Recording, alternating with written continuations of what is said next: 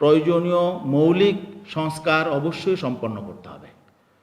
জাতীয় নির্বাচনের দিকে যেতে হলে অবশ্যই প্রয়োজনীয় মৌলিক সংস্কারগুলো সম্পন্ন করার পরেই জাতীয় নির্বাচনের দিকে যেতে হবে। আমরা আজকে দেখছি যে নির্বাচন কমিশন থেকে বারবার বলা হচ্ছে তারা নির্বাচনের জন্য প্রস্তুত। তারা কিসের আলোকে নির্বাচনের জন্য প্রস্তুত? যেহেতু একটা সংস্কারের কার্যক্রম চলছে, তাহলে তারা কোন বিধানের আলোকে, কোন নীতির আলোকে, কোন পদ্ধতির আলোকে তারা নির্বাচনের জন্য প্রস্তুতি নিচ্ছে? এটা কিন্তু আমাদের কাছে বড় প্রশ্ন আকারে দেখা দিয়েছে। অতএব আমাদের স্পষ্ট যে বক্তব্য সেটা হলো প্রয়োজনীয় মৌলিক সংস্কার।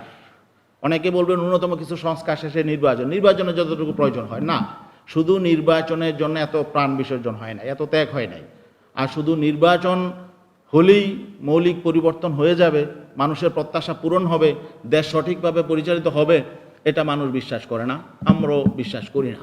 কারণ অতীতে খারাপ নির্বাচন যেমন হয়েছে, কিছু কিছু ভালো নির্বাচন হয়েছে, কিন্তু ভালো নির্বাচনের পরও আমরা ভালো দেশ পাই নাই, আমরা সুশাসন পাই নাই, আমরা দুর্নীতিমুক্ত প্রশাসন পাই নাই। আমরা দেখেছি নির্বাচিত সরকারও স্বৈরাচারের ভূমিকা অবতীর্ণ হয়েছে, মানবাধিকার লঙ্ঘিত হয়েছে, অবিচার হয়েছে, বিচার ব্যবস্থাকে তারা দলীয়করণ করেছে, ব্যবহার করেছে। অতএব শুধুমাত্র একটি নির্বাচনের জন্য কিছু সংস্কার সম্পন্ন করে নির্বাচনের দিকে যাওয়ার পক্ষে আমরা নই। আমরা প্রয়োজনীয় মৌলিক সংস্কার চাই, যে জন্যে আমাদের এই 24-এর অভ্যুত্থান হয়েছে, জুলাই বিপ্লব হয়েছে।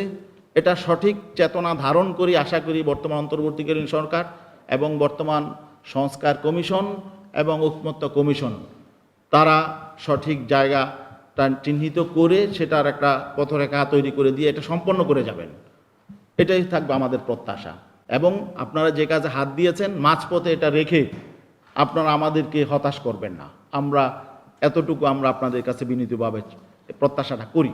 কারণ আমরা অতীতের সরকারগুলোকে দেখেছি, অতীতে বারবার আমরা সরকারগুলোকে দেখেছি, হয়তো দেখা যাবে ঘুরে ফিরে তারাই আবার হয়তো সামনে ক্ষমতায় আসার জন্যে প্রস্তুতি নিচ্ছে, কিন্তু তাদের কাছ থেকে আমরা নতুন কিছু প্রত্যাশা করি না।